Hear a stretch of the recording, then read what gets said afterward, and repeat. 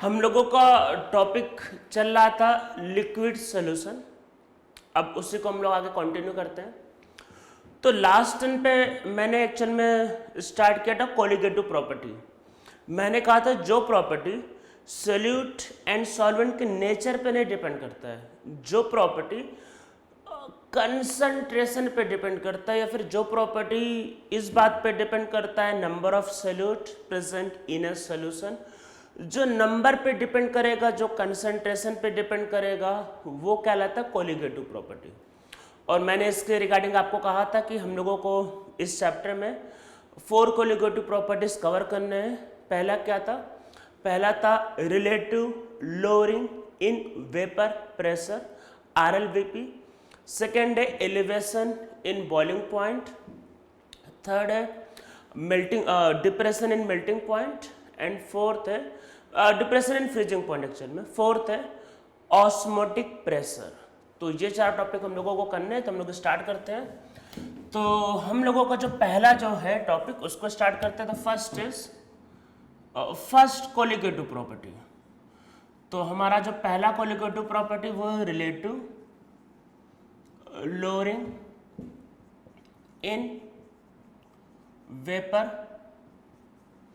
Pressure. ठीक है, इसको बोलेंगे RLVP। ठीक है, RLVP इसको ऐसा बोलते हैं। तो देखो कुछ बातों को ध्यान रखना है। देखो हम लोग जो स्टडी करने वाले हैं या फिर जो कर रहे हैं, ये देखो मेनली फोकस हमारा रियल लाइफ पे बेस है। रियल लाइफ मतलब कि आप ऐसे समझो, अगर आप मान लो कि आपके घर पे जैसे आपने वाटर लिया और मान लेते हैं वाटर में जैसे सपोज करते हैं वाटर में आपने नमक मिला दिया। ठीक है, उसको हीट करो, पानी उड़ जाएगा, नमक बच जाएगा। तो नमक, अरे करके देखना, एक गिलास पानी में, एक काम करना, घर पे आज ही सब लोग करके देखना, एक गिलास पानी में 2 चम्मच नमक मिलाना, हीट करना। पहले तो नमक डिजॉल्व हो जाएगा, हीट करते रहना, थोड़ी देर बाद पानी उड़ जाएगा, नमक बच जाएगा एक्चुअल में। तो मतलब क्या होगा क्या एक्चुअल में कि जो सॉल्ट है वो है नॉन वोलाटाइल। वोलाटाइल का मतलब वो होता है जो वेपर स्टेट में कन्वर्ट हो जाए। और अगर कोई भी सॉलिड या लिक्विड कोई भी अगर वो वेपर में कन्वर्ट नहीं होता है, मतलब वो गैस फॉर्म में नहीं जाता है, तो उसको बोलते हैं नॉन वोलाटाइल। तो देखो ऐसा एक चीज़ का और ध्यान रखना, और पता ही होगा नथिंग इज इम्पॉसिबल। तो कुछ इम्पॉसिबल नहीं होता। जैसे नमक है तो उसका बॉइलिंग पॉइंट भाई जो वो होता है वो 2000 के आसपास होता है, बहुत ज़्यादा होता है। तो हम लोग अपने घर पे उसको अचीव नहीं कर सकते। मतलब हम लोग वो बातें कर रहे हैं जो डेली लाइफ में होता है, उसकी बातें कर रहे हैं। पर अब जैसे मान लो अगर कोई इंसान ये कहे कि सर नमक उड़ेगा कि नहीं उड़ेगा, अगर वो वैसी बात है केमिस्ट्री में, अगर किसी ने कसम खाया है कि भाई मुझे रिएक्शन करवाना है तो करवा दो, उसमें कुछ बड़ी बात नहीं। हीट करो और हीट करो, 2000 डिग्री ले जाओ, उड़ेगा नमक क्या, सब उड़ेगा। बस टेम्परेचर बढ़ाओ, सब होगा। पर आपके घर पे ऐसा नहीं होगा। आपके घर पे जो भी गैस आता होगा LPG, वो इतना टेम्परेचर अचीव नहीं कर पाएगा। तो घर पे अगर आप पानी में नमक मिला के उबालोगे, बॉयल करोगे, वाटर विल वेपराइज एंड नमक जो होगा वो बच जाएगा लिफ्ट। तो सॉल्ट क्या, नॉन वोलाटाइल, ये बात ध्यान रखना है। जो वेपर फॉर्म में कन्वर्ट नहीं होगा नॉन वोलाटाइल होता है। तो हम लोग जितने भी कोलिगेटिव प्रॉपर्टीज करने वाले हैं, मतलब हम लोग 4 कोलिगेटिव प्रॉपर्टीज करने वाले हैं, चारों के केस में ध्यान रखना है कि जो सॉल्ट होगा वो नॉन वोलाटाइल होगा। मतलब कि हमारा जो सोल्यूट होगा वो नॉन वोलाटाइल का मतलब कि वो वेपर में कन्वर्ट नहीं होगा, ये इसका मतलब है। भाई नॉर्मली कन्वर्ट नहीं होगा, पर आपने अगर कसम खाया है कि नहीं मुझे उड़ाना है, तो फिर वो एक्सेप्शनल केस का मतलब प्रैक्टिकली तो देखो होता नहीं है। अब लैब में कुछ अब स्पेशल कंडीशन करो तो बात दूसरी है। हम लोग बोलेंगे नॉन वोलाटाइल, पर आप कोई बोलना नहीं, कह रहे सर कैसे नहीं उड़ेगा, तो बात ये नहीं हो रही कैसे नहीं उड़ेगा, बात ये रही कि नॉर्मली घर पे करोगे तो नहीं उड़ेगा। अब पानी में शुगर मिलाओ, हीट करो, water will vaporise and sugar will be left. तो वो भी क्या, sugar is also non volatile. तो उनके बॉइलिंग पॉइंट बहुत हाई होते हैं। ठीक है, तो आप इसमें नीचे लिखो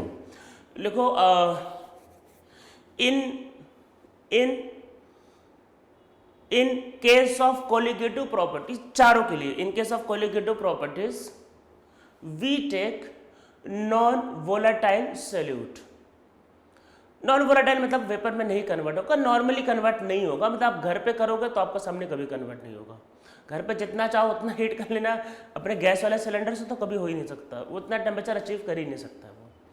फिर इसमें नीचे लिखो non volatile means solute is never converted into vapour form. So vapour pressure of solute is zero. So vapour pressure of solute is zero, तो उसको आपको जीरो लेना है, किसका? सॉल्यूट के वेपर प्रेशर को। ठीक है, इस बात को ध्यान रखना है कि सॉल्यूट जो भी होगा वो उड़ेगा नहीं, ये बात ध्यान रखना है। तुम जो भी कोलिगेटिव प्रॉपर्टी करने जा रहे हो उसमें सॉल्यूट क्या लेना है, आपको उड़ेगा नहीं। एक बात को इसमें और ध्यान रखना है, मैंने शायद बताया होगा लास्ट लेक्चर में, मैं फिर भी सेफ साइड लिखवा देता हूँ सब। इसमें देखो ये जितने भी कोलिगेटिव प्रॉपर्टीज है इसमें सब में सोल्यूशन जो है वो आइडियल सोल्यूशन होगा, आइडियल सोल्यूशन। अब आप बोल रहे हो कि सॉल्यूट नॉन वोलाटाइल है, देखो आइडियल सोल्यूशन आप याद करो मैंने क्या बताया था कि जहाँ पे दो कंपोनेंट ए और बी की प्रॉपर्टी सिमिलर होती है, मतलब सिमिलर प्रॉपर्टी होगी तो आइडियल सोल्यूशन बनेगा।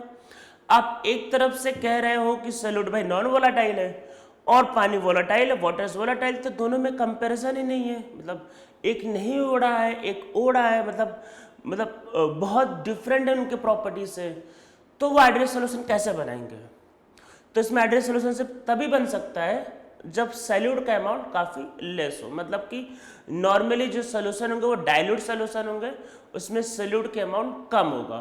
ये बात को ध्यान रखना है, ऐसा कभी नहीं होगा कि एक गिलास पानी में 4 चम्मच मतलब नमक मिला दिया, ऐसा केस नहीं होगा। नॉर्मली एक गिलास पानी में हाफ स्पून या फिर 2 ग्राम सॉल्ट ऐसा होगा, मतलब कि बहुत लेस अमाउंट ऑफ सॉल्ट होगा, ये सॉल्यूट का अमाउंट कम होगा, सोल्यूशन क्या होगा? डाइल्यूट होगा। ठीक है, तो इसमें नीचे लिखो all the colligative properties are applicable only on ideal solution. ठीक है, आइडियल सोल्यूशन में सिर्फ एप्लीकेबल है। फिर से नीचे लिखो in all the cases we take dilute solution, in all the cases we take dilute solution because solute is non volatile, solute non volatile है, उसकी प्रॉपर्टी सॉल्वेंट से बहुत अलग है, इसलिए सॉल्यूशन आपको कैसा लेना है? डाइल्यूट लेना है। ठीक है, मेरे हिसाब से अब क्लियर होगा। तो ये ध्यान रखना, सॉल्यूट नॉन वोलाटाइल है, सॉल्यूट का वेपर प्रेशर क्या है? जीरो। ठीक है, अब पहले पे आते हैं RLVP, ये क्या है? Relative lowering and vapour pressure समझते हैं। तो पहले इसको समझ लो, मतलब बहुत सिंपल सा टर्म है, पहले इसको समझ लेते कैसे है। आपके पास एक सॉल्वेंट, अभी सिर्फ पानी लो भाई, मान लेते हैं कि हमारे पास वाटर है, सॉल्वेंट, अरे ढक दो, मान लो ढक दिया, तो सॉल्वेंट कुछ ना कुछ वेपर फॉर्म में जाएगा। ठीक है, तो इसमें एक काम करते हैं, पी थोड़ा सा अलग करते, P0 कर लेते, P0। ये क्या है? ये है vapour pressure of pure solvent. ठीक है, vapour pressure of pure solvent है P0। ठीक है, अब आपने क्या किया इसमें, अरे बाहर से कुछ नमक मिला दिया, डाल दिया, तो यहाँ पे आपने कुछ सॉल्ट को डिसॉल्व कर दिया। तो जैसे ही सॉल्ट को देखो डिसॉल्व करोगे तो इसका वेपर प्रेशर डिक्रीज कर जाएगा। देखो इसको समझने के बहुत से लॉजिक है, मैं एक लॉजिक आगे फॉर्मूले के टर्म में भी समझा दूंगा, पर सिंपल से समझो। एक मैं फॉर्मूले के टर्म में भी समझा दूंगा इसका लॉजिक, पर पहले इसको सिंपल सा कॉन्सेप्ट समझो। जब सॉल्ट मिलाओगे तो देखो होगा क्या, आप जब हीट करोगे तो उसका कुछ हीट सॉल्ट भी एब्जॉर्ब करेगा, पर सॉल्ट अरे सोल्यूशन में पड़ा है तो एब्जॉर्ब तो करेगा ही वो, तो कुछ हीट सॉल्ट भी एब्जॉर्ब करेगा, पर सॉल्ट तो नॉन वोलाटाइल है, हीट एब्जॉर्ब करके वेस्ट करेगा, कुछ नहीं करेगा, तो हीट वेस्ट हो रहा है, तो फिर आपको अब ज़्यादा हीट करने की जरूरत पड़ेगी, तो मतलब कि बॉइलिंग पॉइंट बढ़ेगा। या आप ऐसे समझ लो कि सॉल्ट ने क्या है, सॉल्ट ने कुछ हीट एब्जॉर्ब करके वेस्ट कर दिया, तो मतलब वाटर को कम हीट मिला तो कम वेपर बनेगा। ठीक है, या ऐसे समझ लो कि जो सरफेस है लिक्विड का, जो सरफेस उसके कुछ सरफेस पे सॉल्ट भी होंगे, अरे कुछ सॉल्ट भी होंगे, तो सॉल्ट क्या होगा, सरफेस को ब्लॉक कर रहे हैं, तो सरफेस को ब्लॉक कर रहे हैं तो वो आपके पास क्या होगा कि कम सरफेस मिल रहा है तो कम वेपर उड़ेगा। ठीक है, मतलब कि सॉल्ट को मिलाने से वेपर प्रेशर डिक्रीज कर जाता है। इस कॉन्सेप्ट को भी हम लोग फॉर्मूले के फॉर्म में भी समझेंगे, पर पहले आप इसमें समझ लो, जब सॉल्ट को मिला दिया तो वेपर प्रेशर डिक्रीज करेगा, ठीक है। तो पीएस क्या है इसमें, ये इसको मैं ऐसा करें तो पी नॉट यहाँ लिख देता हूँ। पीएस क्या है, ये वेपर प्रेशर ऑफ सॉल्यूशन, ठीक है। इसमें नीचे लिखो when a non-volatile solute is dissolved in solvent, vapor pressure of solution decreases, vapour pressure decrease करेगा, ठीक है। तो हम लोग क्या लिखते हैं इसका डिफरेंस, पहले टर्म समझते जाओ। इसको डिजोल्व किया, मतलब सॉल्ट डिजोल्व किया, वेपर प्रेशर डिक्रीज कर गया, P not minus P S. अरे वैसे है जैसे मान लो एक एग्जांपल समझ लो, पहले सॉल्वेंट का वेपर प्रेशर सपोज करो 200 mm ऑफ Hg, तो मतलब सॉल्वेंट का कुछ नमक मिला दिया, टेम्परेचर सेम है, टेम्परेचर को चेंज नहीं कर रहे, टेम्परेचर हर जगह सेम रहेगा। और अब उसका वेपर प्रेशर क्या है, 200 से 180 आ गया। तो पहले 200 था 180, तो उसका डिफरेंस 200 माइनस 80 180, तो पहले 200 था 180, तो उसका डिफरेंस 20, तो उसको क्या बोले डिक्रीज किया, तो P not minus P S क्या कहलाता है, लोअरिंग इन, लोअर हो रहा ना ये, तो लोअरिंग इन वेपर प्रेशर, कि भाई कितना डिक्रीज किया, 200 माइनस 180 डिक्रीज। अब देखो यहाँ पे क्या लिखा है, RLVP, रिलेटिव का मतलब ये कि स्टार्टिंग के रेस्पेक्ट में कितना कम हुआ। अरे कई बार आपने मैथ्स में पढ़ा होगा ना, प्रॉफिट एंड लॉस, मान लो पूछते ना कितना परसेंट प्रॉफिट हुआ, कितना परसेंट लॉस हुआ। अब ऐसे समझो, मान लो अगर आपके पास कोई भी चीज़, मान लेते कोई सब्सटेंस है, उसका प्राइस है 500, ठीक है, और आपने उसको बेच दिया 400 में, सपोज को 400 में सेल किया, तो कितने का लॉस होगा। आप बोलोगे भाई 100 रुपये का लॉस हुआ। कोई पूछे कितना परसेंट लॉस हुआ, तो मेरे हिसाब से सबको तो ये आता ही होगा निकालना, कितने का लॉस हुआ, 100 रुपीज़, और स्टार्टिंग में कितना था 500 इंटू 100, तो कितना परसेंट आया 20%, मीन्स 20% का लॉस हुआ। तो वही रिलेटिव का मतलब है कि आपको स्टार्टिंग के रिस्पेक्ट में बताना है। तो मतलब क्या होगा कि P not minus P S upon P not, ठीक है। जो डिफरेंस है लोअरिंग इन वेपर प्रेशर, उसको आपको स्टार्टिंग रेस्पेक्ट में बताना है, इसी को बोलते हैं दिस इज RLVP। तो ये टर्म याद रखना, P not minus P S upon P not ही कहलाता है RLVP, relative lowering in vapour pressure, ठीक है। तो अब इसको समझते हैं कि ये क्या है और कैसे इसका फॉर्मूला आएगा। पहले तो बस मुझको ये समझाना था कि RLVP का मतलब क्या है, P not minus P S upon P not, और लोअरिंग का मतलब P not minus P S, ठीक है। अब देखते हैं क्या हो सकता है। अब आता है देखो सोल्यूशन का, अरे याद करो जो पढ़ाया गया है रॉल्स लॉ, सोल्यूशन का टोटल प्रेशर क्या होगा, x से P A not plus X B P B not, अरे यही होता है सोल्यूशन का। ये सपोज करते हैं ये सॉल्वेंट है, अरे एक न एक को तो सॉल्वेंट लेना पड़ेगा, और ये अज्यूम करते हैं सॉल्यूट। तो देखो पहले से सॉल्यूट को नॉन वोलाटाइल लिया है, नॉन वोलाटाइल का मतलब कि उसका vapour pressure 0, so this is 0। Vapour pressure of भाई सॉल्यूट को पहले से 0 लिया गया है। ये टॉपिक, ये सब टॉपिक के लिए, इसका ये नहीं आगे वाले भी सब टॉपिक के लिए कॉमन है ये, तो इसको हमने 0 कर दिया भाई। तो पीएस ठीक है, इसमें चलो कुछ किया जाए अलग से, मोल फ्रैक्शन है तो 1 माइनस एक्स बी भी कर सकते हो,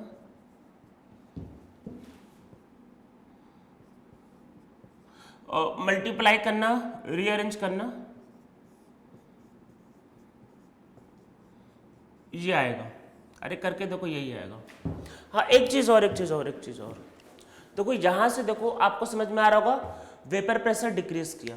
अरे देखो, अच्छा जब नमक मिलाओगे तो लिक्विड का मोल फ्रैक्शन 1 से कम हो जाएगा, और नमक मिलाओगे तो मोल फ्रैक्शन सॉल्वेंट का कम होगा ना, इसका मोल फ्रैक्शन 1 से कम, तो ये मल्टीप्लिकेशन क्या होगा, स्मॉल हो जाएगा, तो इसलिए ये वाली वैल्यू छोटी हो जाएगी। ठीक, इसको रीअरेंज करना ये आ जाएगा। इसका मतलब कि जो relative lowering in vapour pressure जो होता है, जिसको बोलते हैं, अरे ये वही है सॉल्वेंट, ये सॉल्वेंट है, ये सॉल्वेंट है भाई, वही है सॉल्वेंट, ठीक है।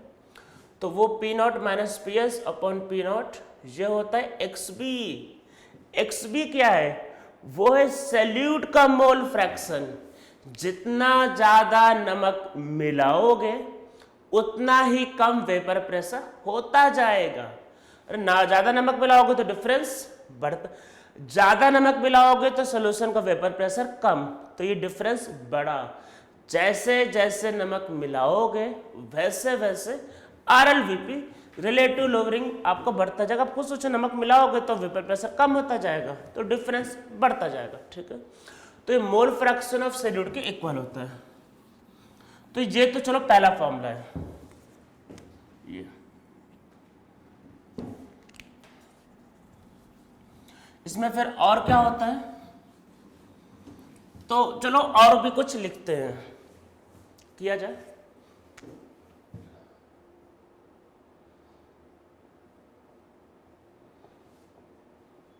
ठीक है, देखो मोल फ्रैक्शन है और मैं इसमें कुछ एक टर्म लिखता हूं, मैं यहां पे लिख देता हूं, ये जो स्मॉल एन है मोल ऑफ सॉल्यूट और कैपिटल एन क्या है? Mole of solvent. Mole of solute, mole of solvent, ठीक है। किया जाए। अरे भाई मोल फ्रैक्शन है,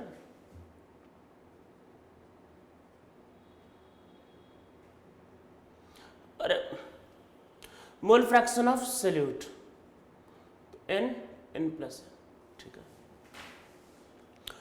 अब मैं जो बताने जा रहा हूं उसको बहुत ध्यान से समझो और बहुत ध्यान से करना, ठीक है। कंफ्यूजन नहीं होना चाहिए, बार बार पूछना भी नहीं, बहुत ध्यान से समझना मैं बताने क्या जा रहा हूं। अब इसके आगे का जो कैलकुलेशन है वो दो पॉसिबिलिटी है, अलग अलग लोगों के अलग अलग थॉट है। मतलब सबसे पहला थॉट किस बात पर डिपेंड करेगा? थॉट इस बात पर ज़्यादा डिपेंड करेगा आप एग्जाम क्या देने वाले हो। मतलब अगर आप सोचते हो जेई मेन, CET या नीट के बारे में, तो वैसे केस में क्या होता है, आपको एग्जाम में ऑप्शंस गिवन होंगे। अरे भाई ऑप्शन गिवन होगा और ऑप्शन में मान लो डिफरेंस ज़्यादा है, अरे मान लो कुछ पूछा है डिफरेंस ज़्यादा है, मान लो आपसे कुछ भी पूछा, मान लो PS से पूछ लिया, ठीक है, डिफरेंस ज़्यादा है, मान लो एक में PS बोला है 100 mm, एक में PS बोला 200 mm, एक में बोला है 350 mm, तो डिफरेंस ज़्यादा है। तो वैसे केस में आप यहाँ पे अप्रॉक्सीमेशन यूज़ कर सकते हो, वैल्यू आप आसपास का मिल जाएगा हमेशा।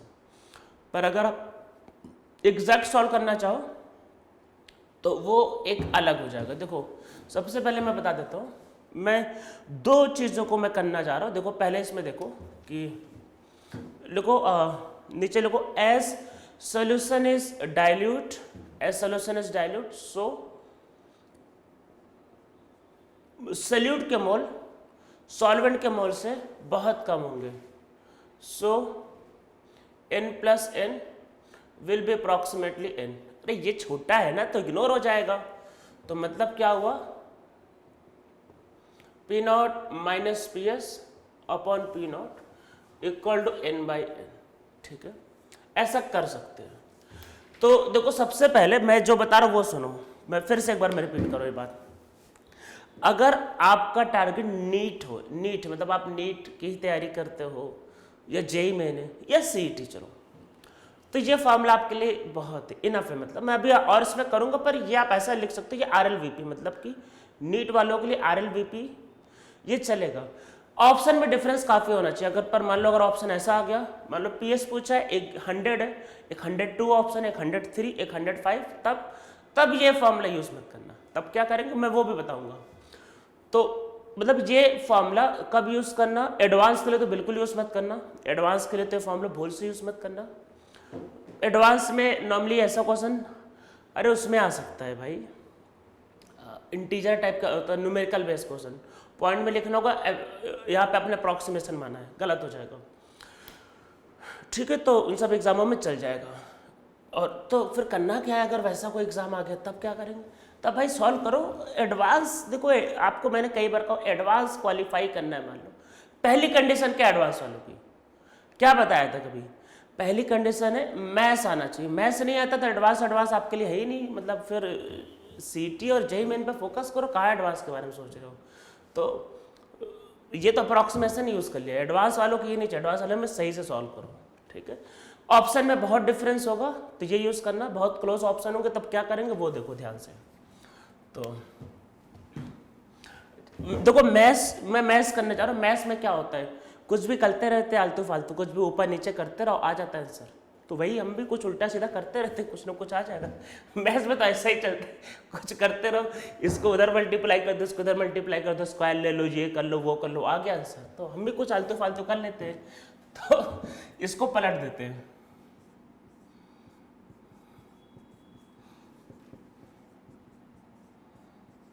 इसको डिवाइड कर लो, ठीक है, इसको इधर लेके आओ।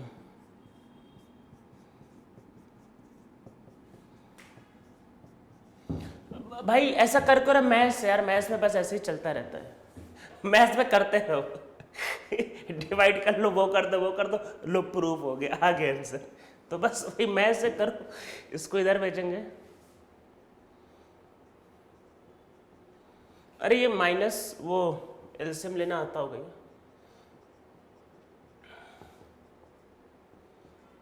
ये पीएस हो जाएगा।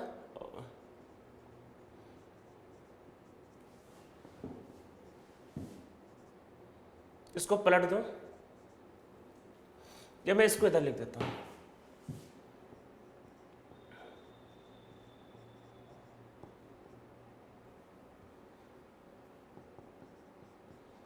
ये इसका एग्जैक्ट वैल्यू है। तो देखो दोनों में डिफरेंस क्या है, आपने इसमें अप्रॉक्सीमेशन यूज किया था, मतलब सोल्यूशन क्योंकि डाइल्यूट था तो ज़्यादा डिक्रीज होगा नहीं, ज़्यादा एक्चुअल में डिफरेंस होगा नहीं, तो हमने अप्रॉक्सीमेशन यूज़ किया था, तो इसलिए यहाँ पे पी नॉट आया। पर अगर आपको एग्जैक्ट निकालना है तो यहाँ पे पी नॉट यहाँ पी एस होता है। अरे आपको कुछ ना कुछ दिया रहेगा, मोल वोल दिया रहेगा और पी नॉट दिया रहेगा, पी एस पूछेगा, तो ये एग्जैक्ट आंसर, एग्जैक्ट। एडवांस के केस में सिर्फ यही यूज़ करना, ठीक है। अगर ऑप्शन में बहुत मतलब ज़्यादा डिफरेंस है और तो आप इजीली इसका यूज़ कर सकते हो। अब कोई ये मत पूछना सिर्फ ये करना है वो करना है, मैंने बहुत क्लियरली बता दिया। इंटीजर टाइप क्वेश्चन है, मान लो जेई मेन का, ये एडवांस का न्यूमेरिकल बेस्ड क्वेश्चन, तो यही यूज़ करना है, ठीक है। अगर ऑप्शन मान लेते जेई मेन में है या फिर वैसे एडवांस में ऑप्शन क्लोज आ सकता है, पर मान लो चलो एडवांस में भी है और नीट में भी है, ऑप्शन बहुत क्लोज है, तब भी यही यूज़ करना, एग्जैक्ट वैल्यू से आएगी। पर ऑप्शन में ज़्यादा डिफरेंस है तो अप्रॉक्सीमेटली ये यूज़ कर सकते हो, ठीक है। अब आपको जो मर्जी वो यूज़ कर लो, इसका यूज़ करना ज़्यादा ईजी पड़ता है क्योंकि RLVP होता है, तो आप इसमें कंफर्टेबल हो, इसलिए मैंने लिख दिया है, अदरवाइज फॉर्मूला ये होता है। अभी एक्चुअल में ये ख़त्म नहीं हुआ है, अभी इसमें और भी कुछ करना है, यहाँ पे अभी निपटा नहीं है ये, अभी इसमें बहुत मतलब बचा हुआ है। तो क्या कर ले, P not minus P S by P S upon N, ठीक है। यही इसी को मैं आगे कंटिन्यू करता हूँ। नीचे पी नॉट बाई लेना चाहो तो ले सकते हो, पर यहाँ पे मैं पी एस के टर्म में करूँगा। अच्छा अब आगे क्या करने वाले हो सर, तो एन क्या है, मोल, तो ऊपर क्या करेंगे, मोल ऑफ सॉल्यूट, अरे ये मोल है ना ये एन, मैं थोड़ा सा ऐसा लिख रहा हूँ जिससे कुछ आपको याद आए। एन क्या है, एन अच्छा मोल ऑफ सॉल्वेंट, हाँ मोल ऑफ सॉल्वेंट क्या होता है, मास ऑफ सॉल्वेंट अपॉन क्या होगा, मॉलिक्यूलर वेट ऑफ सॉल्वेंट, ठीक है। अरे मॉलिक्यूलर वेट भाई ऊपर चला जाता है ना, ऊपर चला जाएगा और थाउजेंड्स ऊपर नीचे मल्टीप्लाई। फिर से आप बोलोगे सर क्यों, अरे मैथ्स करते रहो, कुछ ना कुछ तो निकलेगा ही, दिमाग मत लगाओ मैथ्स में, करते रहो बस। मास ऑफ, अरे ये हाँ सॉल्वेंट है, इसको मैंने 1000 से डिवाइड किया और 1000 से मल्टीप्लाई भी किया और ऊपर ऑलरेडी चला गया है मॉलिक्यूलर वेट ऑफ सॉल्वेंट, तो यहाँ तक हो गया है। अब देखो है क्या, अरे नॉर्मली अरे मोल का फॉर्मूला याद करो, पहला चैप्टर मोल के फॉर्मूले में मास किस में था भाई, मास ग्राम में था ना, वो मोल के फॉर्मूले में अरे क्या था, मोलर मास रहता था ग्राम में लेते थे, अरे 18 ग्राम जैसे वाटर तो ग्राम में लेते थे, ठीक है। तो ये मास किस में होगा, ग्राम में, अरे मोल में तो ग्राम में रहता है ना, तो ग्राम में रहता है, तो इसको 1000 से डिवाइड किया, तो ये क्या आया, ये आया आपके पास mass of solvent in KG आ गया। हाँ, mass of solvent in KG आ गया। अब सॉल्वेंट का मास केजी में और ऊपर में मोल ऑफ सॉल्यूट, तो mole of solute upon mass of solvent in kilogram क्या होता है, मोलैलिटी। वही तो फॉर्मूला डिराइव करना था यहाँ पे। तो अरे ये अपन ये मास ऑफ सॉल्वेंट इन केजी हो गया, तो क्या है मोलैलिटी, मतलब P not minus P S upon P S होता है मोलैलिटी ऑफ सोल्यूशन। अरे सोल्यूशन की मोलैलिटी चैप्टर के पहले वाले लेक्चर में, इसीलिए तो सर कंसंट्रेशन टर्म पढ़ाए थे, क्योंकि इसका यूज पड़ेगा आगे, इसीलिए तो ये सब बताया गया था रिवाइज। तो मोलैलिटी को अगर आप मल्टीप्लाई करो, मोलैलिटी को मल्टीप्लाई करो मॉलिक्यूलर वेट ऑफ सॉल्वेंट से, सॉल्वेंट का मॉलिक्यूलर वेट है मोलर मास, ग्राम में लेना है, अपॉन 1000, ठीक है। इसको रख दो तब भी आंसर आ जाएगा। तो ऐसे केस में कई बार पी नॉट दिया रहता है, पी एस पूछेगा और मोलैलिटी दिया रहेगा सोल्यूशन का, और मॉलिक्यूलर वेट, अरे भाई सॉल्वेंट मेंशन होगा, वाटर है, बेंजीन है, तो वो दिया रहेगा, वो आ जाएगा, ठीक है। तो ये भी एक आंसर है, ठीक है, ये भी एक मतलब एक फॉर्मूला है, ठीक है। अप्रॉक्सीमेट में फॉर्मूला, एक्चुअल फॉर्मूला यही है, एक्चुअल फॉर्मूला यही है भाई, ये एक्चुअल फॉर्मूला। पर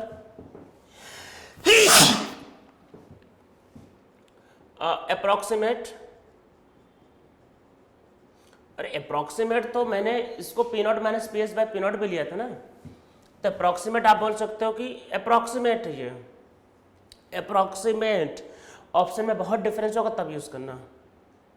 are L V P is equal to P not minus P S upon P not is equal to small M, molality is equal to आपके पास capital M, capital M का मतलब है molecular weight of solvent, molecular weight of solvent मैंने लिखा है by 1000। मैं एक बार देख लेता हूँ जरा, कैमरे में सब क्लियरली दिखाई तो दे रहा है, हाँ ठीक है, ठीक है। तो समझ में आपको आ गया होगा। तो ये फॉर्मूला, ये एग्जैक्ट वो अप्रॉक्सीमेट, ठीक है, दोनों का यूज पढ़ सकता है, मैंने दोनों लिखवा दिया, आपकी जो मर्जी जो यूज करो।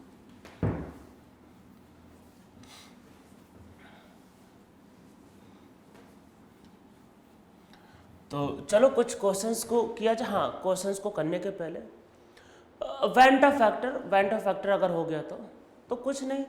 अच्छा, कोलिगेटिव प्रॉपर्टी किस पे डिपेंड करता है, कोलिगेटिव प्रॉपर्टी भाई डिपेंड करता है किस पे, कोलिगेटिव प्रॉपर्टी डिपेंड करता है सॉल्यूट के मोल पे। डिसोसिएशन हो गया तो मोल बढ़ जाएंगे, एसोसिएशन होगा तो मोल कम हो जाएंगे। तो एक चीज़ और लिख लो कि इसमें नीचे लिखो, इन केस ऑफ डिसोसिएशन और एसोसिएशन, तो वैसे केस में आर एल वी पी का फॉर्मूला, अरे P not minus P S by P not जो होता है वो आई इंटू एक्स बी होगा, अरे आई इंटू एक्स बी बस, ठीक है। तो जो भी एक्स बी होगा उसको आई से मल्टीप्लाई कर देना और कुछ नहीं, सिंपली एक्स बी निकालना। आई, अरे डिसोसिएशन होगा, मान लो 3 मोल बने तो 3 से मल्टीप्लाई कर लेना वो, ठीक है। और बहुत एग्जैक्ट करना हो कैलकुलेशन तो अरे भाई मोल को डबल ट्रिपल कर लेना, वैसे इससे आंसर आ जाएगा, चलता इतना ही है, ठीक है। और दूसरा P not minus P S upon P S is equal to I into M into, ये स्मॉल एम एक्चुअल में, स्मॉल एम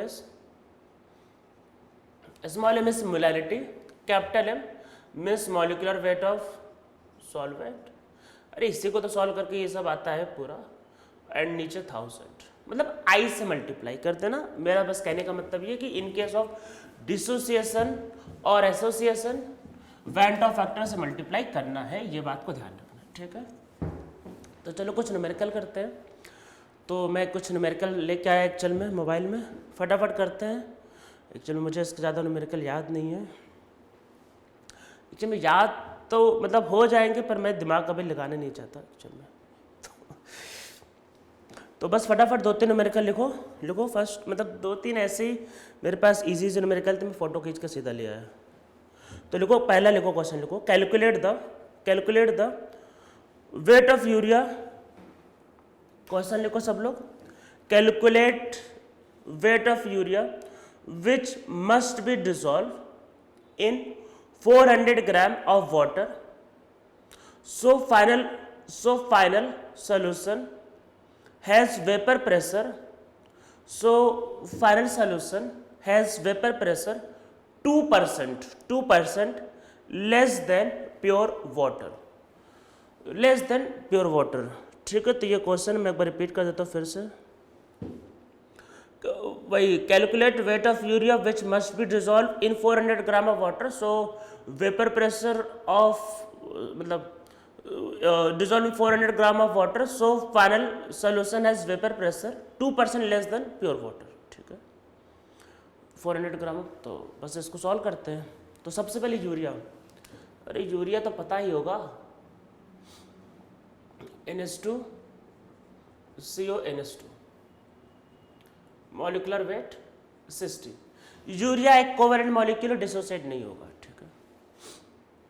जो फॉर्मूला होता है अप्लाई कर दो भाई, P0 minus PS upon P0 equal to XB, ठीक है, XB, ठीक है। तो को 2% से कम हो रहा है, तो ऐसा कुछ समझ लो कि अगर ये P0 है तो ये 0.98 P0 होना चाहिए। अरे बोल रहा है कि जब यूरिया को मिलाया तो वेपर प्रेशर 2% से डिक्रीज कर गया, तो पहले मान लो 100 है तो अब 98 हो गया, तो मतलब कि पहले P0 है तो 0.98 P0, समझ में आ रहा होगा मेरे हिसाब से। और नीचे वही PS मतलब सोल्यूशन का, तो 0.98 और P0, और मोल फ्रैक्शन क्या होगा, मोल अपॉन मोल प्लस मोल, P0 कॉमन लेके काट दो तो 0.02।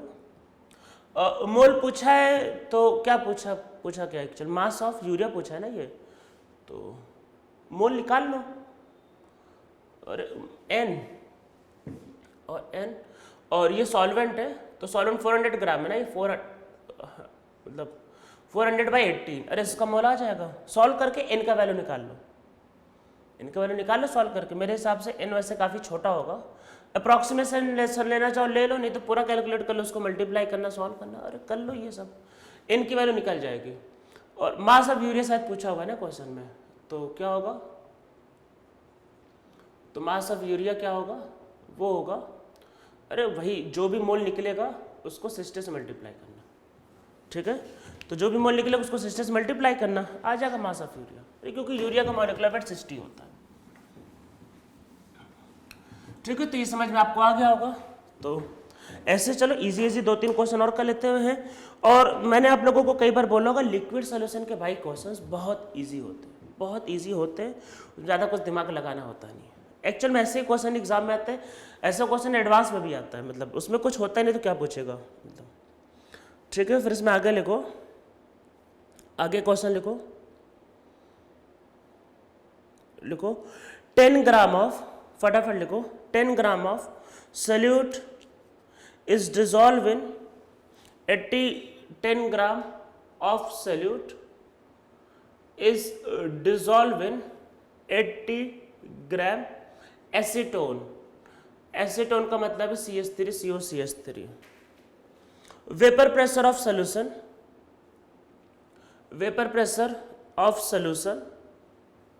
is 271 mm of Hg. Vapor pressure of solution is 271 mm of Hg. If vapor pressure of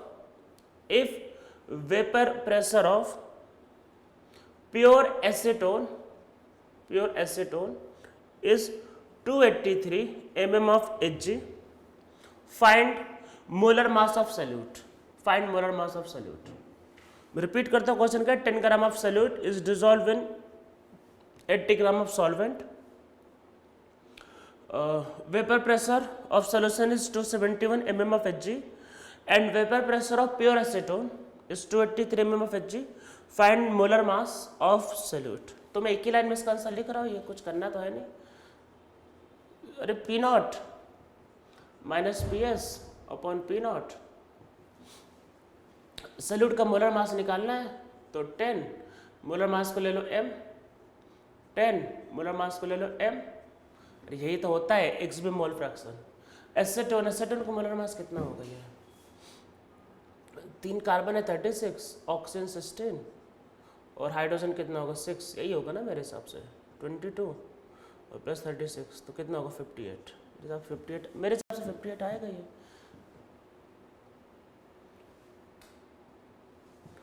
यही होना चाहिए, मतलब मुझे तो यही लग रहा है। तो 80/58, ठीक है। इसको सॉल्व कर लेना, आंसर आ जाएगा। मैं आंसर बता देता हूँ, ठीक है। तो इसका जो आंसर आएगा सॉल्व करके मेरे पास जो कि उसके हिसाब से 163 ग्राम पर मोल, वही मोलर मास, ठीक है। इसको लिख लो फटाफट, आ गया आंसर ये। अब नेक्स्ट क्वेश्चन करते हैं। ऐसे इजी कुछ क्वेश्चंस लिख लो।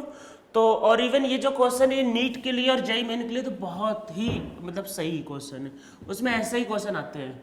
और इन सब क्वेश्चंस में क्या होता है, ज़्यादा दिमाग लगाना नहीं होता, सिंपल सिंपल से क्वेश्चन होते हैं, करोगे सब बन जाएगा।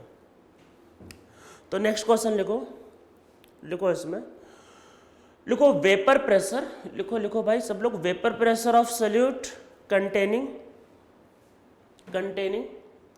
6 ग्राम non volatile, containing 6 gram non volatile solute in 180 gram water is 200 mm of Hg। मैं रिपीट करता हूँ, क्या बोला अभी तक? Vapour pressure of solute containing 6 gram of नहीं, वेपर प्रेशर ऑफ सोल्यूशन होना चाहिए बल्कि, ठीक है, बल्कि सल्यूट नहीं सोल्यूशन होगा मेरे हिसाब से, एक्चुअली इसमें लैंग्वेज मिस्टेक है ये। तो लिखो vapour pressure of solution containing 6 gram of non volatile solute in 180 gram of water is 200 mm of Hg, ठीक है ये। इफ 1 मोल ऑफ वाटर, आगे लिखो, if 1 mole of water is further added vapor pressure is increased by 0.02 mm of Hg। ये 20 था actual में, 20 ये 20 mm of Hg है, 20। Vapour pressure is increased by 0.02 mm of Hg। Vapour pressure increase by 0.02 mm of Hg। Calculate करना है, calculate करो, calculate देखो, दो चीजें करनी है, vapour pressure of water and molecular weight of solute. मैं रिपीट करता हूँ क्या क्या चीजें, फिर से एक बार देख लो क्या क्या क्वेश्चन है। देखो क्वेश्चन में क्या रहा है ये, vapour pressure of solution containing 6 gram non volatile solute in 180 gram water is 20 mm of Hg। Is 20 है भाई, 20 लिखना, मैंने 200 लिखा होगा तो 0 काट देना, इज 20 mm ऑफ Hg, ठीक है। 6 gram of non volatile solute in 180 gram of water is 20 mm of Hg।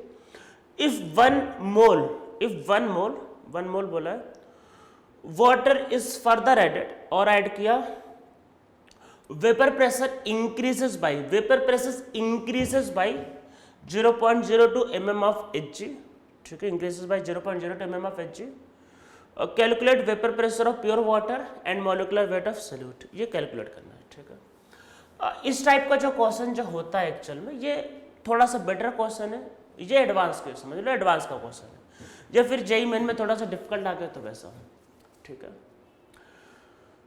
तो देखो कैसे होगा, क्या करेंगे भाई, इसको देखते हैं। तो ये वेपर प्रेशर ऑफ सोल्यूशन है, ठीक है।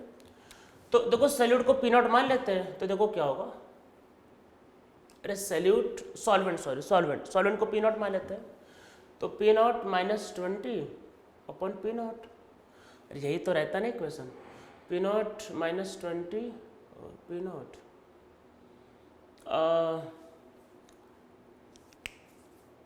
इसमें कब मोलैलिटी वाला फॉर्मूला यूज़ कर लें, वही करके देखते हैं। अरे एक फॉर्मूला था ना ये, P not minus P S upon P S is equal to क्या था, molality into molecular weight of solvent by 1000। इसको करके देखते हैं। इसमें मेरे हिसाब से कैलकुलेशन कम पड़ेगा, इसलिए इसको करके देखते हैं। अब वैसे दोनों किसी को भी कर लो भाई, आंसर वैसा सेम आएगा, कुछ फ़र्क नहीं पड़ता है। तो पी नॉट निकालना है, ये भी तो निकाले एक टर्म, -20 अपॉन 20। मोलैलिटी की बात करते हैं, 6 gram of non volatile solute. तो मोलैलिटी क्या होता है, मोलैलिटी होता है मोल ऑफ सॉल्यूट। तो मोल कितना होगा, 6 बाई, इसको कैपिटल एम ले लेते हैं। अरे चलो इसको हम लोग क्या, चलो इसको x ले लेते हैं। x क्या है, x सॉल्यूट का मास है, मॉलिक्यूलर वेट ऑफ सॉल्यूट, ठीक है। x लिख लो, x is molecular weight of solute. अरे मोलैलिटी क्या होगा, mole of solute upon mass of solvent in KG. तो सॉल्वेंट कितना, 180 ग्राम, केजी में लेना होगा तो 0.18। अरे ठीक है, ये x है और ये मल्टीप्लाई का सिंबल है और इंटू 1000, ठीक है। और मॉलिक्यूलर वेट ऑफ सॉल्वेंट कितना होता है, 80। अरे मैं रिपीट करता हूँ मैंने क्या किया। देखो molecular weight of solvent water, तो भाई 80 वाटर ही दिया हुआ था, ठीक है। 1000 वही, बस मोलैलिटी क्या होगा, mole of solute upon mass of solvent in KG. तो मोल क्या होगा, अरे मोल होगा 6/x, ठीक है। अरे x क्या है, x है मॉलिक्यूलर वेट ऑफ सॉल्यूट, ठीक है, मॉलिक्यूलर वेट ऑफ सॉल्यूट। तो ये आपके पास होगा मेरे हिसाब से ये शायद से 180 हो जाएगा। तो ये शायद से कट जाएगा ये पूरा, और आपके पास जब कटेगा तो 180 बनेगा। तो ये होगा पी नॉट माइनस 20/20 6/x। ये 180 होता है ना ये शायद, और ये कट जाएगा तो 10x, ठीक है। देखो इतना ज़्यादा कैलकुलेशन नहीं इसमें, जो कट गया एक्चुअल में। तो जो को पी नॉट -20 इक्वल टू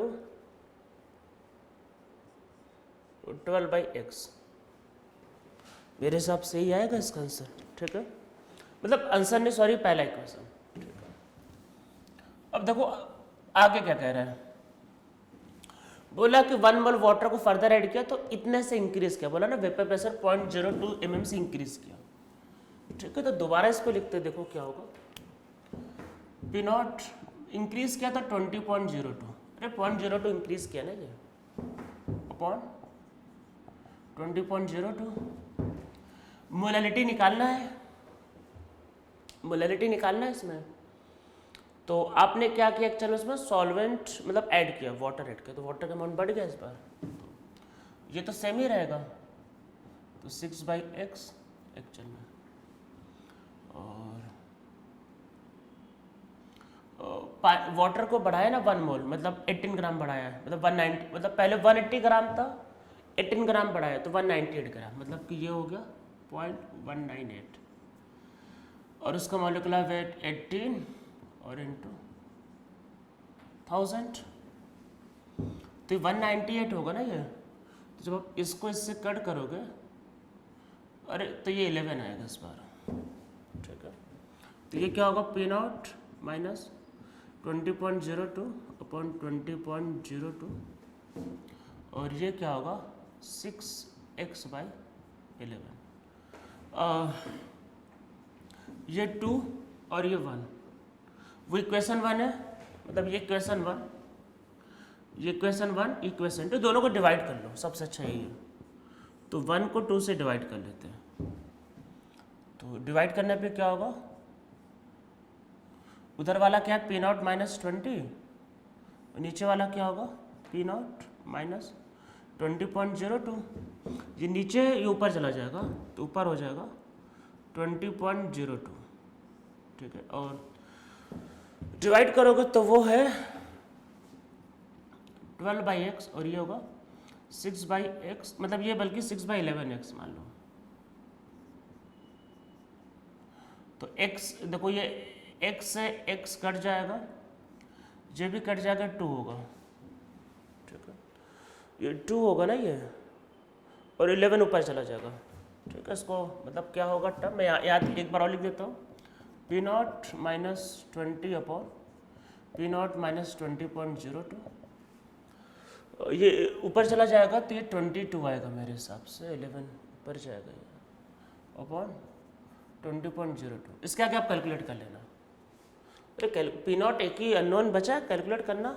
इसका मैं आंसर बता देता हूँ अगर मेरे पास है तो इसका जो आंसर है, इसमें आंसर आता है एक्चुअल में, जो p की वैल्यू आएगी सॉल्व करने पे आंसर में, ये आता है 20.22 mm, ये p की वैल्यू। अरे p मतलब कि ये p नॉट की वैल्यू, और मॉलिकुलर वेट जो आएगा सॉल्यूट का वो 54 ग्राम आता है, तो मॉलिकुलर वेट 54 ग्राम। इसको करके देखना, ये इसका आंसर आ जाएगा, ठीक है। तो ये इसका आंसर होगा। और बाकी वेंट ऑफ फैक्टर पे भी चलो एक क्वेश्चन कर लेते हैं इसमें फटाफट।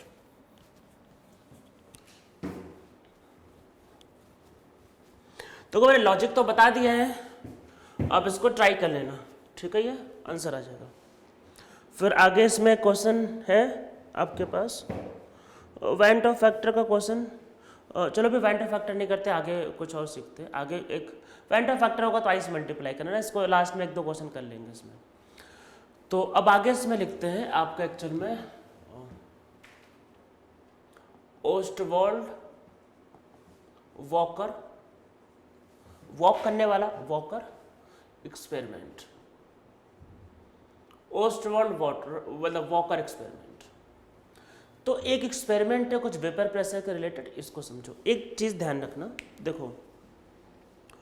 देखो RLVP जो था, वो क्या था, मोल फ्रैक्शन ऑफ सॉल्यूट। इसका मतलब अगर ज्यादा मान लो सॉल्ट मिलाते, भाई ज्यादा नमक मिलाओगे, मान लो ज्यादा सॉल्यूट मिलाओगे, तो वैसे वैसे क्या होता है, वेपर प्रेशर डिक्रीज करता है। जैसे जैसे सॉल्ट बढ़ाते जाओगे वेपर प्रेशर आपका डिक्रीज करता जाएगा, ठीक है। इस बात को ध्यान रखना, जैसे जैसे सॉल्ट बढ़ेगा वैसे वैसे वेपर प्रेशर आपका डिक्रीज होता रहता है, ठीक है। इस बात को ध्यान रखना है। तो जब ज़्यादा सॉल्ट होगा तो वेपर प्रेशर डिक्रीज करेगा, ठीक है। इस बात को ध्यान रखना है, मतलब ज़्यादा मोल होगा, मोल, ये ध्यान रखना, ज़्यादा मोल। जब ज़्यादा मोल होगा सॉल्यूट का, मैं क्योंकि आगे मैं एक क्वेश्चन करूँगा उसमें इस लॉजिक का यूज़ पड़ेगा। जब सॉल्यूट का ज़्यादा मोल होगा तो सॉल्यूट का मोल फ्रैक्शन ज़्यादा होगा, और एक्स भी, और जब उसका मोल फ्रैक्शन ज़्यादा होगा तो रिलेटिव लोअरिंग मतलब लोअरिंग वेपर प्रेशर में ज़्यादा होगा, ठीक है।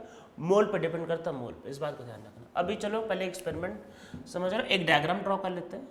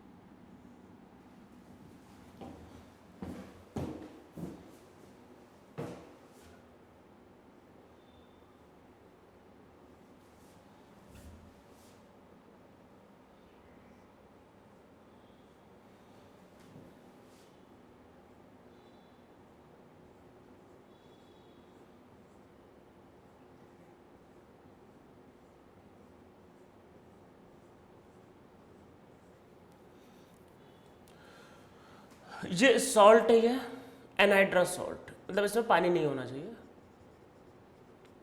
कोई भी ऐसा सॉल्ट जो वाटर एब्जॉर्ब कर ले, प्रिफर करते हैं CaCl2 को लेना, मतलब CaCl2। वैसे आप कोई भी सॉल्ट ले सकते हो, AlCl3 भी एक्चुअल में सॉल्ट अगर होता है तो ले सकते हो, FeCl3, कोई भी ऐसा सॉल्ट जो पानी एब्जॉर्ब कर ले, मतलब ठीक है, any salt which can absorb water, ठीक है, वो यहाँ पे लेंगे। देखो यहाँ पे क्या है, ये सोल्यूशन है, और ये प्योर सॉल्वेंट है। मतलब यहाँ पे आपने सॉल्वेंट में कुछ नमक मिला रखा है, वेपर प्रेशर डिक्रीज हो रखा है। तो ऐसा समझो, देखो यहाँ से ड्राई एयर को हमने पास किया। देखो जब ड्राई एयर को पास करोगे तो पता ही होगा, जब ड्राई एयर को पास करोगे तो अगर इन्वायरमेंट में या सराउंडिंग में अगर वाटर वेपर होगा तो उसको भाई एब्जॉर्ब करता हुआ बाहर निकलेगा। तो पानी में आया तो कुछ ना कुछ भाई वाटर होगा, वाटर वेपर उसको डिजोल्व करता हुआ निकलेगा। तो यहाँ से जो निकल रहा है वो है पीएस है, ठीक है, पीएस। अरे जो भी सोल्यूशन का वेपर प्रेशर होगा बाहर लेके निकलेगा। और फिर प्योर सॉल्वेंट में आया तो पता ही होता है प्योर सॉल्वेंट का वेपर प्रेशर ज़्यादा होता है। तो जब बाहर निकलेगा तो ये क्या होगा, पी नॉट बाहर निकलेगा ये। और ये देखो इसमें क्या है कि आपके पास एक एनाइड्रस सॉल्ट है, तो वो सॉल्ट क्या करेगा, आपका जो वाटर वेपर होगा एब्जॉर्ब कर लेगा। तो यहाँ से फिर से बाहर निकलेगा ड्राई एयर। तो समझ में आपको आ रहा है क्या हो रहा है एक्सपेरिमेंट में। पहले हम लोग ड्राई एयर को एक सोल्यूशन से पास करेंगे, फिर एक सॉल्वेंट से पास करेंगे, और फिर एक ऐसे सॉल्ट से पास करेंगे जो वाटर एब्जॉर्ब कर सकता हो, फिर ड्राई एयर बाहर निकल जाएगा। ठीक है, ये आपके पास है। तो हम लोग इसके कुछ फॉर्मूले चलो लिखते हैं तो वही क्या होगा। तो ये आप डायग्राम ड्रॉ कर लो, फिर मैं इसको इरेज कर देता हूँ। तो यहाँ से ड्राई एयर बाहर निकलता है। इसमें कोई भी ऐसा सॉल्ट, कोई भी ऐसा एनाइड्रस सॉल्ट ले सकते हो जो वाटर एब्जॉर्ब करे। एनाइड्रस क्यों, क्योंकि वाटर भाई एब्जॉर्ब करवाना है। खुद से पहले वाटर एब्जॉर्ब अगर हुआ होगा उसको तो कैसे वाटर लेगा वो। ठीक है, तो मैं इतना पार्ट इरेज कर देता हूँ, ये हमारे काम का नहीं। इसको समझो, ये जो लॉजिक इसका यूज पड़ेगा एक्चुअल में। तो देखो क्या होता है आपके पास, लॉस इन मास ऑफ, ये जो सॉल्वेंट का जो लॉस होगा। अरे ड्राई एयर जब निकलेगा इससे मान लो तो वाटर वेपर लेता हुआ जाएगा ना, तो वाटर वेपर, अरे आप खुद समझो। अच्छा देखो पहली बार ड्राइंग का मतलब, देखो ड्राइंग का मतलब क्या होता है, कई भी टर्म होते हैं जैसे बॉइलिंग, मतलब बॉइलिंग पॉइंट, इवापोरेशन या ड्राइंग का क्या मतलब होता है। सपोज करो ये एक गीला कपड़ा है, अरे मान लेते हैं एक वेट क्लॉथ है, इसको मैंने रूम पे रख दिया, अपने रूम पे ऐसे फेंक दिया, मान लो यहाँ पे रख दिया।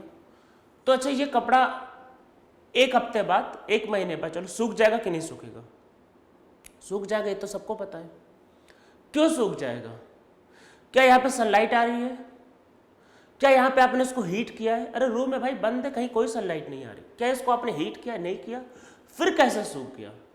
तो वो जो सूखने का लॉजिक है वो ड्राइंग। देखो ड्राइंग का मतलब क्या होता है कि जब क्लॉथ के ऊपर से जब ड्राई एयर जब पास करती है तो वो ड्राई एयर क्या होता है, वाटर के मॉलिक्यूल को अपने में एब्जॉर्ब करता है, तो धीरे धीरे वाटर के मॉलिक्यूल को कम करता रहता है, और फिर वो जो सूखना होता है, मतलब जो ड्राइंग होता है फास्ट हो जाता है। ठीक है, अरे आपको पता होगा ना, जैसे मान लो रूम में जब क्लॉथ रखते हैं, बोले फैन चला दो जल्दी सूख जाएगा।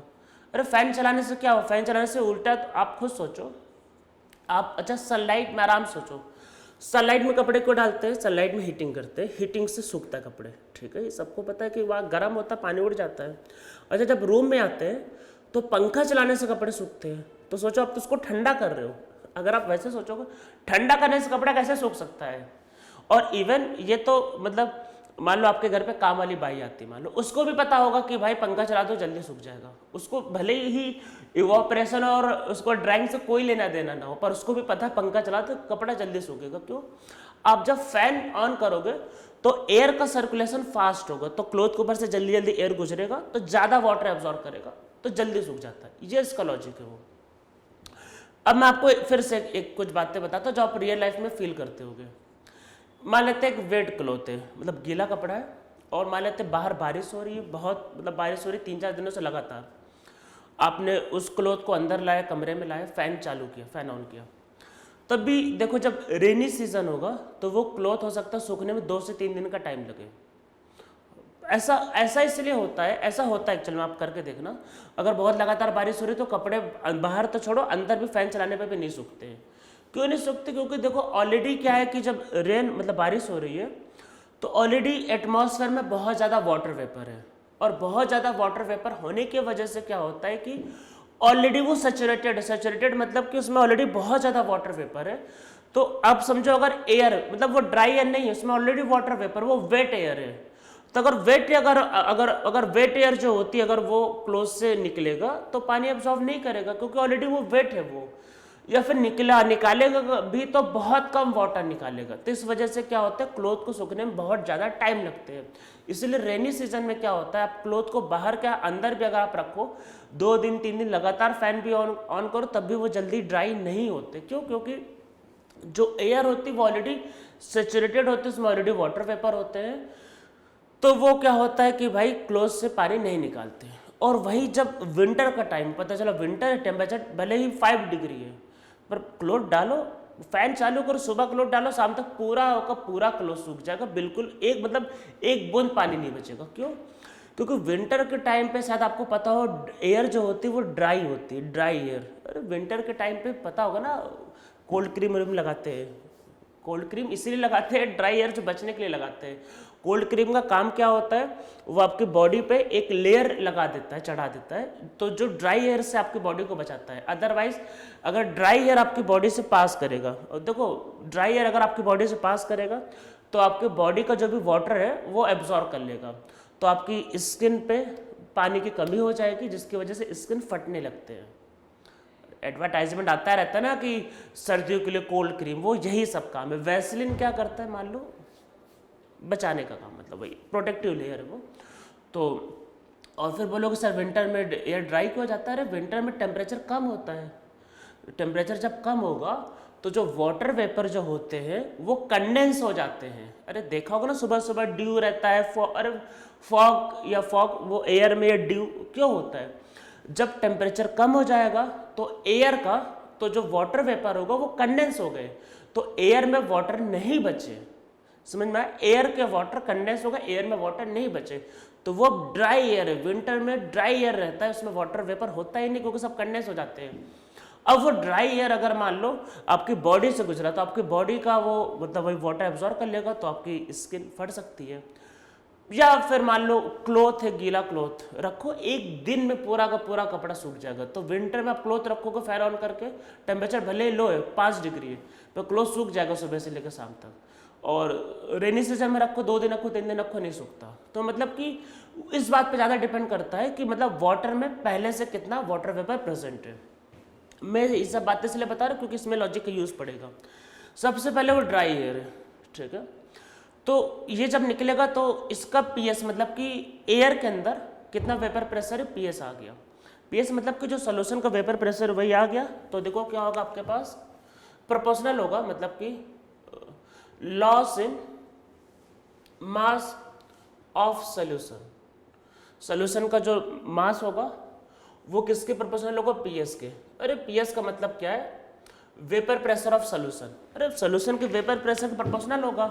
ज़्यादा वेपर प्रेशर होगा तो ज़्यादा निकलेगा बाहर, कम होगा तो कम, ठीक है।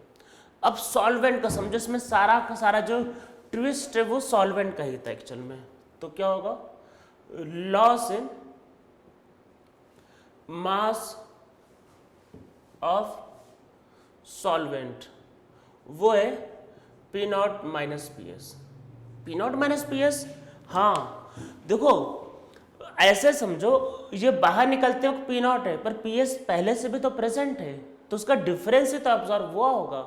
यही तो इसमें मैं आपको बताना चाह रहा था, पूरा डिफरेंस एब्जॉर्ब होगा। ऐसे समझो, कुछ वैल्यू समझ लो।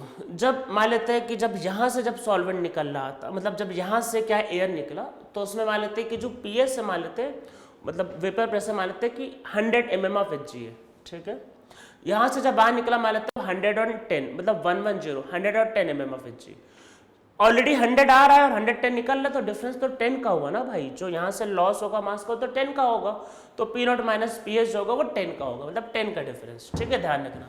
तो loss in mass of solvent जो होगा वो P not minus P S है, ठीक है। तो वो वैसे अगर एयर में ऑलरेडी वाटर वेपर है तो नहीं एब्जॉर्ब करेगा वो, मतलब रेनी सीजन में क्लोथ नहीं सूखते, वो वही चीज़ें हैं। और ड्राई है तो तब भी ले लेगा वो, ठीक है।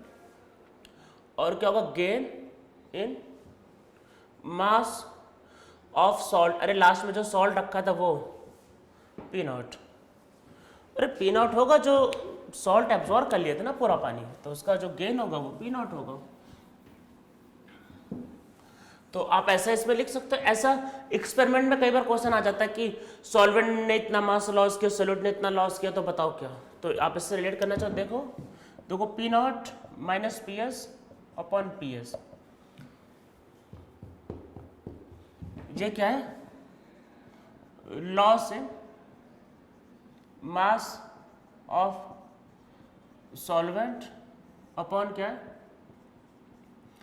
Loss in mass of solution. अरे प्रोपोर्शनल था तो अगर आप हटाओगे तो कोई कांस्टेंट के आएगा, डिवाइड करोगे के से के घट जाएगा, ठीक है। ये P not minus P S upon P S, अरे वो अभी आया था ना, molality into molecular weight of solvent by 1000, इसके इक्वल कर सकते हो, या इसको कर लो।